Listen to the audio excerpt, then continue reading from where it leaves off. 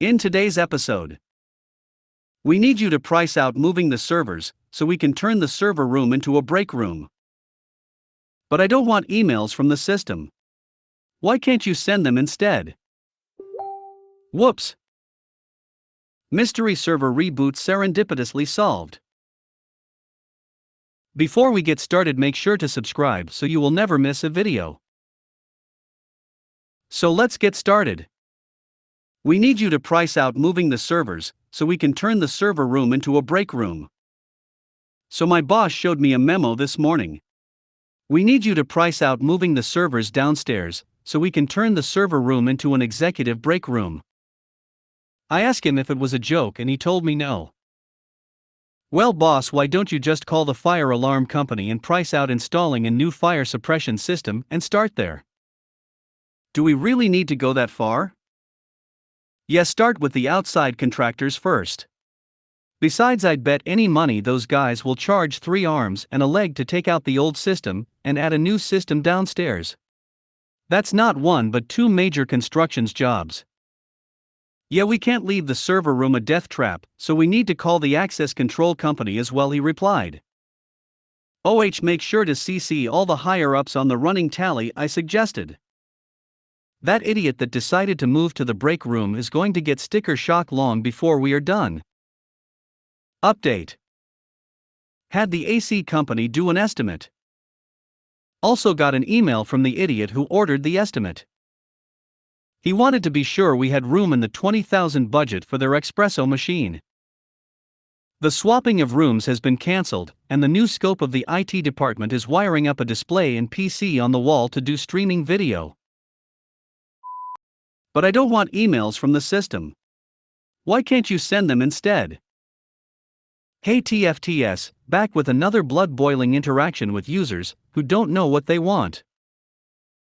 So, I built a basic data warehouse for my company, where any side of the business can send regularly important data to be stored securely, and can access it on demand via pre-built queries on Excel sheets, with proper permissioning so there is no wall crossing.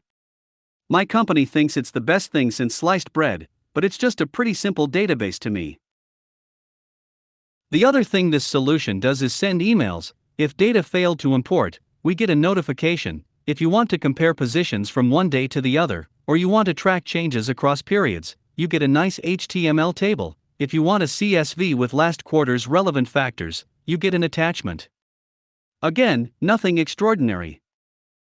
Well, a new requirement arrives, more data needs to be snapped, and new statistics have to be calculated and emailed to corresponding recipients. All routine stuff. Things progress as they normally do. I develop it, we test it, we deploy to production, and the system starts sending the emails with live data. So far, so good. About a month in, I get some feedback. The numbers look great, the process is running smoothly, users are overall happy. The only problem is that a lot of people are missing these emails because they are being auto-forwarded to folders. Can you send the emails from your personal email instead? Record scratch. Turns out that the people who asked me during previous data warehousing to be included in certain notifications got tired of receiving emails from mysystem_product.mycompany.com, and so they set up rules in Outlook to move anything coming from that address to a folder I can tell they never check. And now, they're missing those new and important messages. So, instead of fixing their own mess by adjusting their own Outlook rules, they want the notifications to be sent from my personal company email instead. Face, meet palm, users, meet big middle finger. I'm not your mother, clean your own mess. Whoops. Way back in the old days when I was a developer, I wrote a system to generate statistics and reports from a live data stream. When I was developing it, I had no access to the actual live data stream, just the specification for the format it was in. So to test my software, I wrote a small naughty program to replicate the data stream with random data, just so I could check it was calculating and formatting correctly. The program was put into use and the whole department loved it. Fast forward a year or so, and I got a request in to do some changes, so I called up the original program listing and Tommy Horror discovered I had forgotten to switch off the random data generator. This means they had been receiving bogus stats for almost a year, and nobody had even noticed. So I made the changes, switched off the random number generator, recompiled, and said nothing. Mystery server reboot serendipitously solved. Another post just now reminded us that it's not always obvious. Check the environment. This made me think of a story from a friend, Dave, who is now sadly no longer with us, so he can't tell this tale himself. I hope I can do it justice. Dave was called out to a site because one of their servers kept rebooting itself randomly. He pulled out his network sniffing toolbox and ran some tests, but couldn't duplicate the error.